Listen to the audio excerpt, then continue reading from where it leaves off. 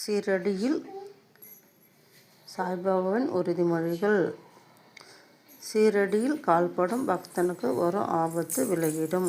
என் சமாதியின் படி ஏறியவன் அனைத்து துக்கமும் போகுவான்.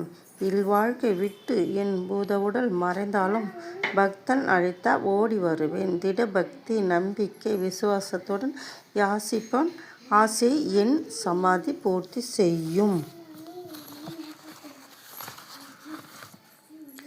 இன்னும் நான் உயிருடன் இருக்கிறேன் என்று எப்பொழுதும் உணரும் இதனை சாஸ்திரமொன்றிருந்து அனுபவம் பெறுவீர்கள். என்னை சரணம் அடைந்து வெறும் கையோடு திரும்பியவன் என்று எந்த பக்தனாவது இருந்தால் அவனை எனக்கு காண்பீங்கள்.